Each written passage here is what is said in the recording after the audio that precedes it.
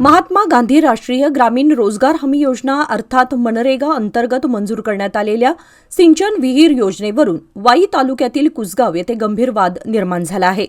सामायिक मालकीच्या जमिनीवर सर्व सहमालकांची संमती न घेता नियमबाह्य पद्धतीने योजनेचा लाभ मंजूर करण्यात आल्याचा आरोप करत काही तक्रारदारांनी प्रशासनाकडे सविस्तर लेखी तक्रार दाखल केली आहे। संबंधित लाभार्थ्याने खोटी अथवा दिशाभूल करणारी कागदपत्रे सादर केल्याचा आरोप करत महसुली अभिलेखांमध्ये चुकीची माहिती देण्यात आल्याचा दावा तक्रारदारांनी केला आहे। यासोबतच आवश्यक पात्रता, जमीन क्षेत्रफळाच्या अटी आणि प्रशासकीय प्रक्रियेची पूर्तता न करता प्रस्ताव मंजुरीसाठी पुढे पाठवण्यात आल्याचा संशय व्यक्त करण्यात आला आहे। या प्रकरणी संबंधित ग्रामसेवकाने आपल्या पदाचा गैरवापर करून नियमांकडे दुर्लक्ष केल्याचा आणि लाभार्थ्याला शासनाच्या योजनेचा लाभ मिळवून देण्यासाठी संगनमताने मदत केल्याचा गंभीर आरोपही करण्यात आलाय। त्यामुळे शासन निधीचा गैरवापर होण्याची शक्यता निर्माण झाल्याचे तक्रारदारांचे म्हणणे आहे। ती माझ्या शेताच्या बांधाला जोडून आहे म्हणून मी तुम्हाला विचारतो। आता आणि अधिकारी म्हणून विचारतो, तुम्ही नाही म्हणलात। हा जो बांधाचा बांधा निरगुडी आहे ना, निरगुडी आम्ही पलीकडे माझी वरती मी वरती पकडतोय। मी म्हणत नाही हे कोपरं, मी सांगतो की माझ्या शेताच्या बांधाला आहे म्हणून मी विचारायला आलो। माझा अधिकारी म्हणून विचारतो। तुम्ही नाही म्हणलात तर मी पुढची गोष्ट मी काय म्हणतोय, ग्रामपंचायत मध्ये विचारा की बाबा ग्रामसभेमध्ये या माणसाची मंजूर आहे का, हॅलो हां याला पंचायत समितीकडून परवानगी आहे का, करणार ना मी विचार। आता तुम्ही मला नाही म्हणलात पेपर तर मला तिथे जावंच लागेल त्या गोष्टी 100%। मी तुमच्या म्हणत की तुम्ही मला दाखवच पेपर्यंत दाखवले तर माझं तुमच्या लक्ष्मी नागवणे, राहणार मूळ गाव माझं कुसगाव, तालुका वाई, जिल्हा सातारा।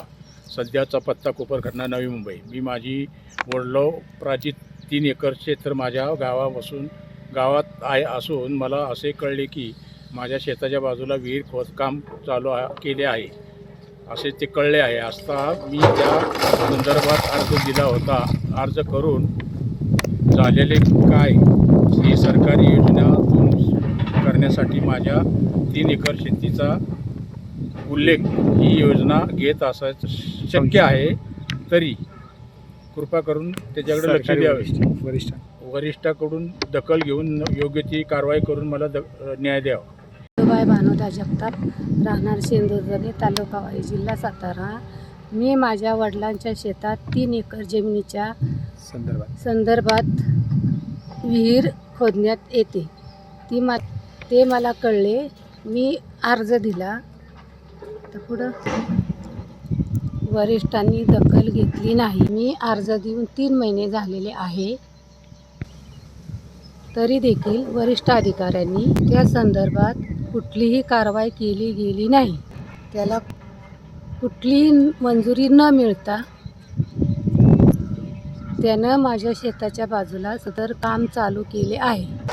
त्याप्रमाणे जाब विचारला, त्यांनी काही उत्तर दिले नाही। लक्ष्मी नागवणे, राहणार मूळ गाव कुसगाव, तालुका वाई, जिल्हा सातारा। सध्याचा पत्ता कासरवडवली, ठाणे घोडबंदर। मी माझ्या वडील प्राजित 3 एकर क्षेत्र माझ्या गावात असून मला असे कळले की माझ्या शेताच्या बाजूला विहीर खोद काम चालू केले आहे। ते कळाले असता मी त्या संदर्भात अर्ज दिला असून झालेले काम हे सरकारी योजनेतून करण्यासाठी माझ्या 3 एकर शेतीचा उल्लेख करून ही योजना घेत असलेले शक्य आहे, तरी याचा मला न्याय मिळवून द्यावा। देसाई, राहणार कुसगाव, तालुका वाई, जिल्हा सातारा, मूळ गाव। तर सध्याचा पत्ता माझा राहणार ठाणे, कासरवडवली, घोडबंदर रोड। माझ्या कुसगाव या गावातील काही आजोबांची जी प्रॉपर्टी आहे त्या संदर्भात